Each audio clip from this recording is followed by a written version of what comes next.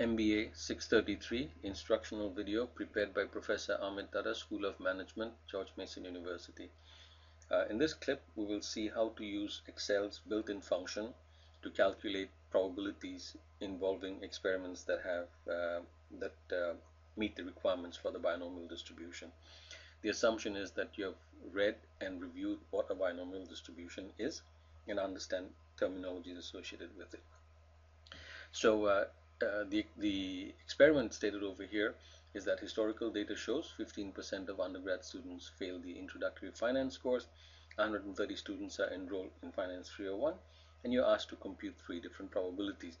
Now, this particular experiment meets all the requirements of a binomial distribution. It consists of 130 identical trials, one trial consisting of one student either passing or failing the course. The trials are all independent, and the likelihood of a student failing the course remains the same from one student to the next. At least that's an assumption. So let's see how one would go about computing part A. Exactly 10 students will fail the course. Since the experiment meets the requirements of binomial distribution, we will use Excel's built-in function binomdist. Now look at the 4 parameters. The first parameter that you have to input to this built-in function, it says number underscore s. The s stands for success, so number of successes. The second parameter is number of trials. The third parameter is probability underscore s, again probability of a success. And the fourth parameter says cumulative, and that can be either a 0 or a 1. We'll see when to use 1, when to use 0. Okay, the important thing in applying this particular function is how you define the term success. Okay? And the way the term success has to be defined depends on the way the term, the probability is defined. So here you see 15% is the probability of a student failing the course. So in our case, since P is defined that way, we will have to say that the success in this experiment consists of a student failing the course. Okay, so the first and the third parameter have to be consistent, so be very careful about how you define what a success is. That's the very common mistake in applying this built-in function. Make sure that the first and the third term, the way P is defined and what you think of as a success, are consistent. Alright, so in this particular experiment, I want the probability that 10 students fail. In our case, a student failing the course consists of a success. The number of trials is 130. The probability of one success is 0.15. And since I want the probability of exactly 10 students failing, no more, no less, I'm not looking at a cumulative probability, just the probability of exactly one spike. In other words, x equals 10. What's the probability of x equal to 10, exactly equal to 10? I will say cumulative is false, so I put a 0 in there. So 0.0052, that's the probability of exactly 10 students failing the course. Now let's look at part B.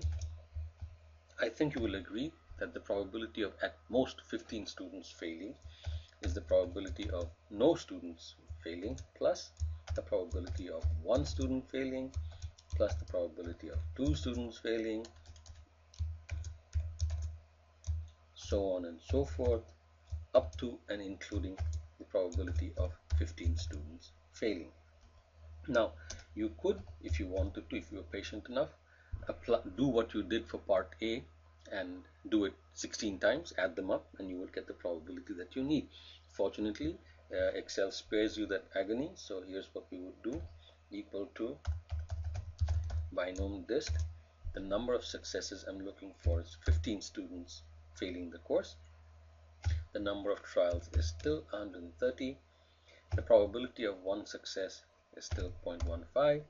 But now the fourth parameter, cumulative, I have to give the value 1 because I want the sum of all the probabilities starting from 0, the random variable number of students failing is 0, all the way up to and including 15. So it's inclusive of 15. Okay, so I add up one and I should get a fairly high number here. So it's 0.16. So the likelihood of at most 15 students failing the course is 0.16. Alright, so the very important thing to remember here is that when you put a 1 for the cumulative parameter, Excel adds up the probabilities from 0 up to 15. It's very important to remember the direction of the summing. It's from 0, that's the lowest outcome that you could have for the random variable. 0 students could fail, up to and including 15. Now, let's look at the third problem. So, more than 20 students will fail the course. I think you would agree that this probability is simply the probability of 20 students failing plus the probability of 21 students failing plus on and on and on, plus the probability of 130 students failing. Alright. Now again, so you could add up these 100 and what would that be? 110 probabilities, I suppose, or 111 probabilities.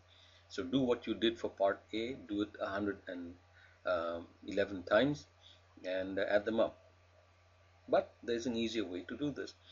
I know that Excel will give me, if I use the cumulative probability up to 90, if I know what is the probability of less than 20 students failing the course, then 1 minus that probability will give me the answer to C.